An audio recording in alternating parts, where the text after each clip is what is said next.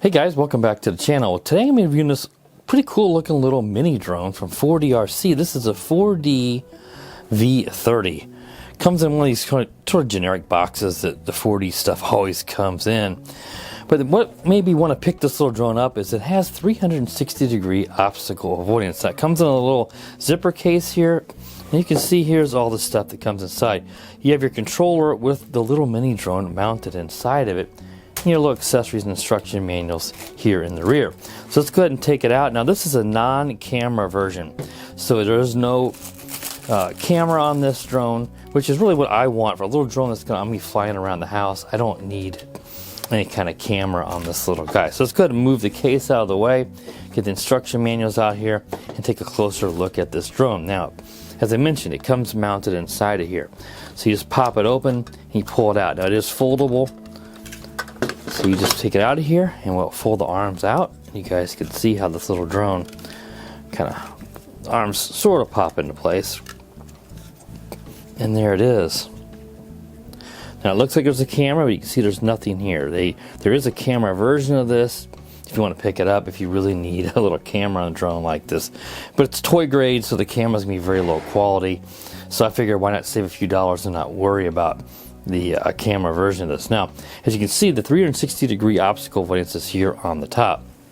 So it can sense obstacles front, rear, or on the sides. So it's using an infrared light.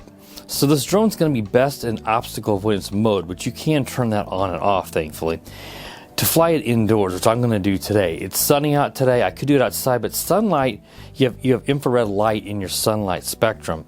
So that's going to interfere with the sensors picking up that, and it could make it get false detections, or more likely it just won't sense the object and it won't want to fly back from that object. So it's better to use that mode indoors, and really being that this is very, very small and it's brushed motor powered, it's going to need to be flown outside on a very calm day. So it's best to fly this guy indoors. Now there's no obstacle avoidance on the top or the bottom, so it's not going to sense the ceiling or the floor on a little, if you're flying it indoors for this little guy.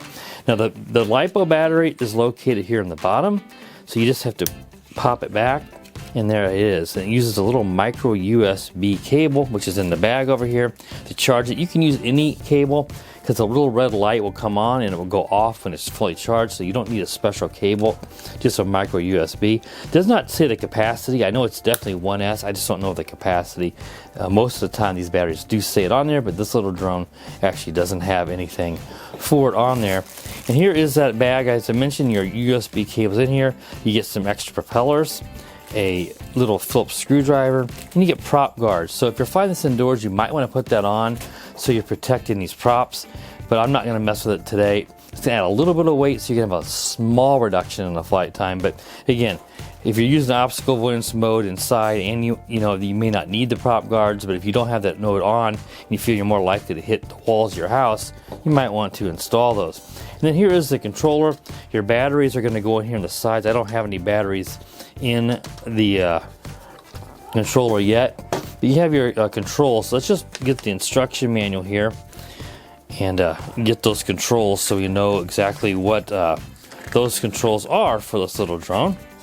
So the controls for this, you've got your trims over here on the side, your pitch and roll trims on the side here. It is altitude hold.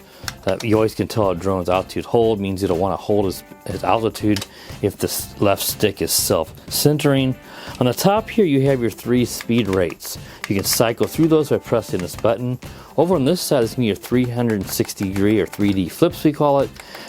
You'll press this in the direction you want the drone to flip, and the drone will do a 360 flip and come back to level. So that's something you can do. Now on the top here you've got your headless mode is this button right here. This one says a short press, and your one key return would be to do a long press on this. Now, one key return is where the drone will fly back opposite direction. The opposite direction it's facing at takeoff. So short press is headless mode. Long press is one key return.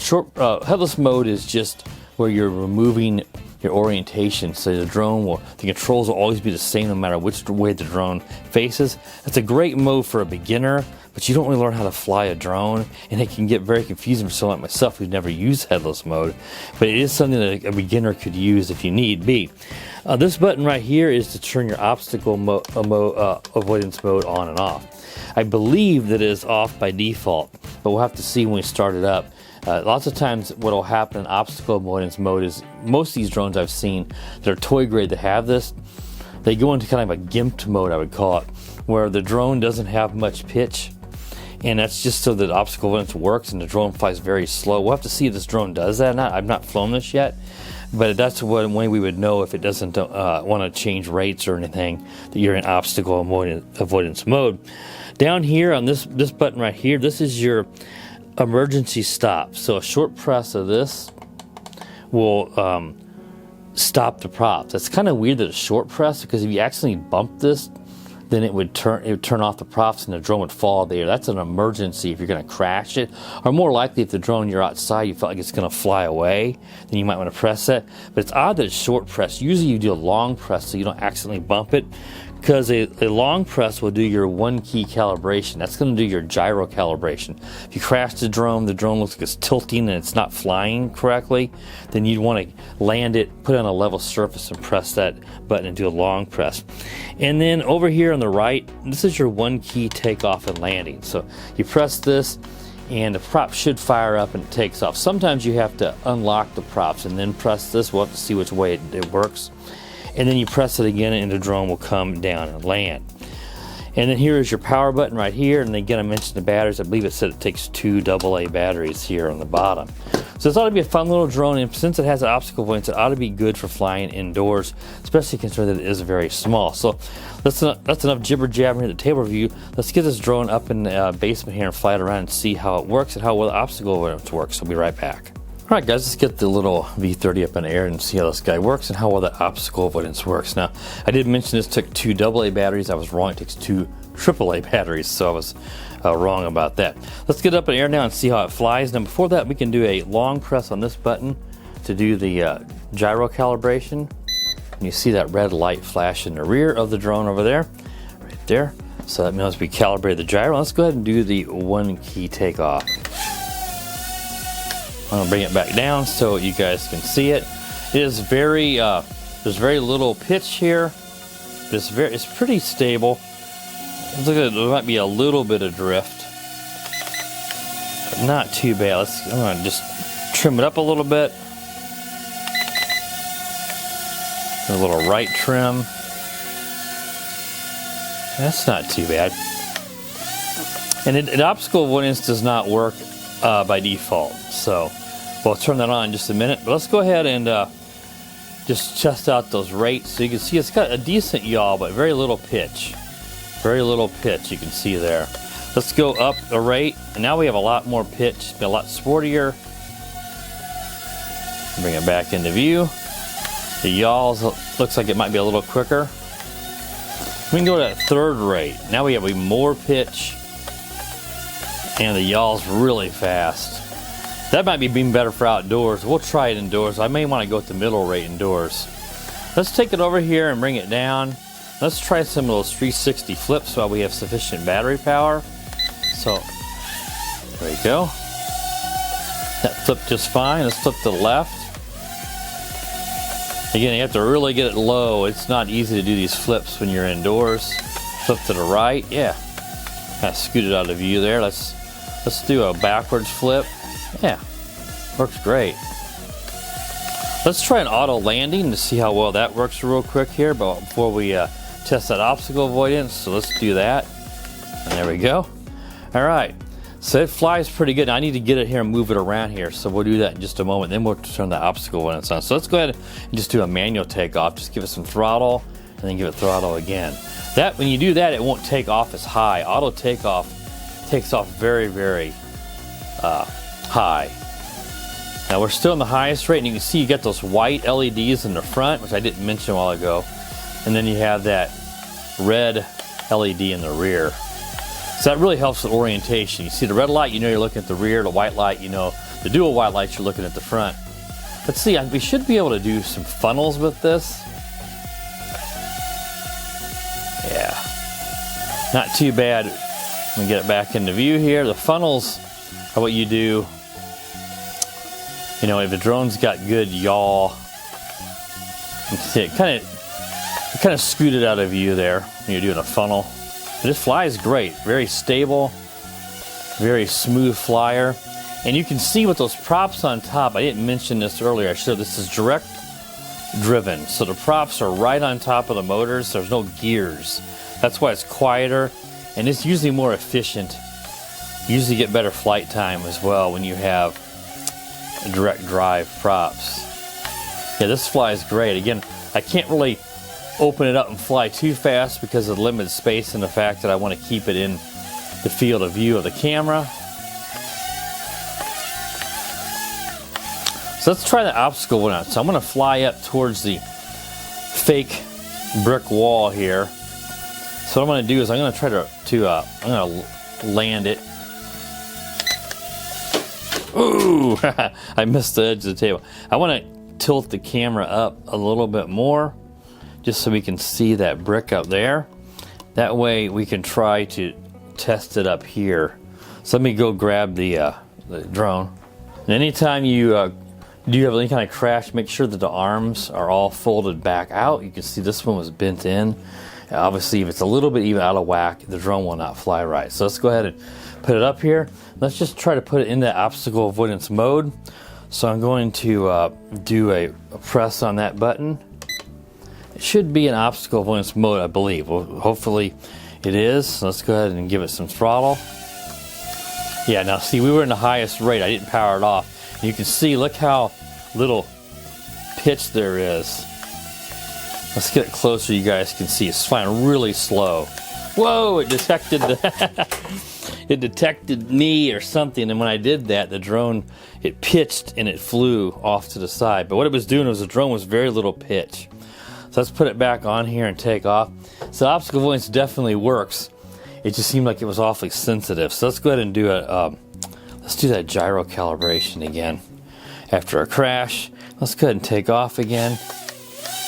Now again, we should be in obstacle avoidance mode. Yeah, because I'm giving it full pitch and it just barely moves. So like I said, it's these drones are going to be where it tried to fly again. It sensed something. So again, this is not great because of all my lights and stuff. So I know it looks a little bit goofy, guys. But I'm going to take it up straight up here and try to do it against the wall so you guys can see. Let's give it some throttle. So as it detects stuff, it wants to fly back. So let's just go forward. Whoa, it flew into that. Shouldn't have done that. So the obstacle avoidance to me so far is not super good. It's, you know, a few times I've been flying it here and it detects something and then all of a sudden it just flies off the other direction and it crashes. And it should detect the other object and not crash into it, and it's crashing. So far I'm not liking this obstacle avoidance mode. I wanted to see how well it worked, but again, these kind of drones,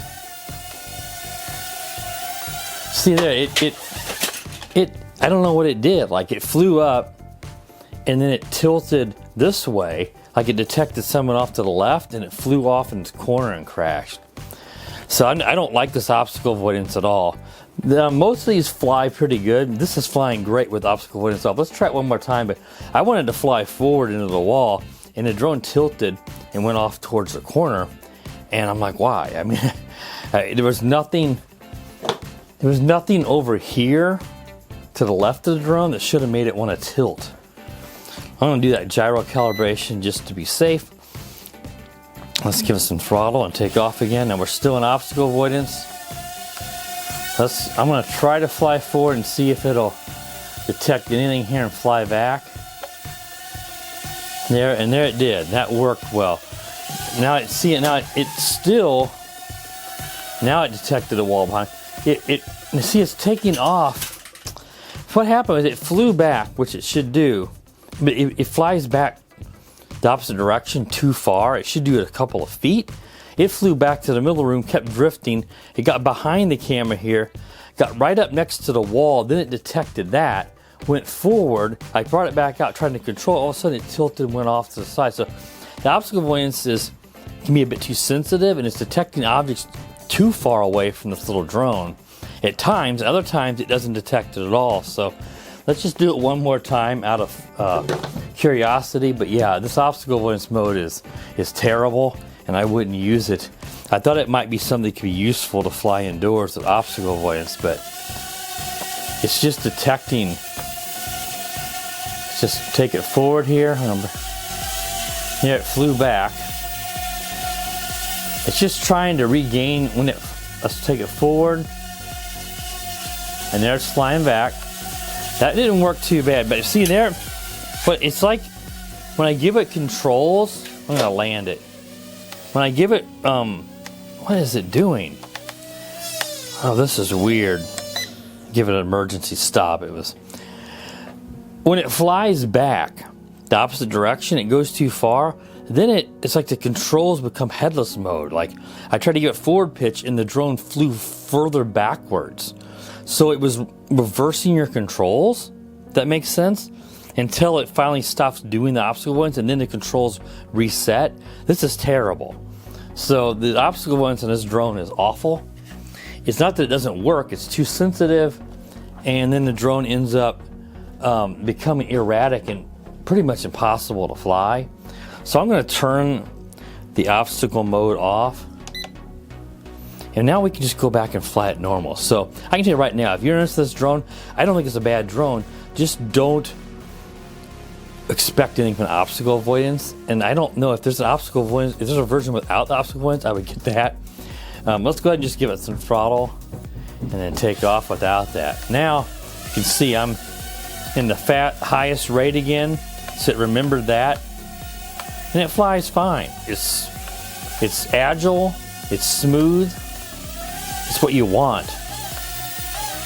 I have a little fun flyer, and this is a great little practice drone if you are wanting to just keep your skills sharp in the wintertime like it is now, to fly a little drone indoors. The obstacle avoidance is going to be something for a beginner. Now we have some flashing light, I believe. It probably tells me that we're at low battery. And one way you usually tell that is if you try to do 360 flips, these drones always disable that. See, I'm trying to do it and it won't, because it says the battery's too low to recover from a flip. So we had a lot of crashes there. As you saw, all the crashes, I believe all of them, were in obstacle avoidance mode. Otherwise, this thing flies great, and I would recommend this drone if you don't need the obstacle avoidance. Let's take it over here. It's going to want to come down now. Let's do that auto landing. What the heck? That was weird. It hit the table, flew up, and landed again. I'm going to take off again here real quick and just see why did that auto landing not work so great. Let's take it. It worked fine before. Let's do an auto landing now. It works fine. That was just a fluke.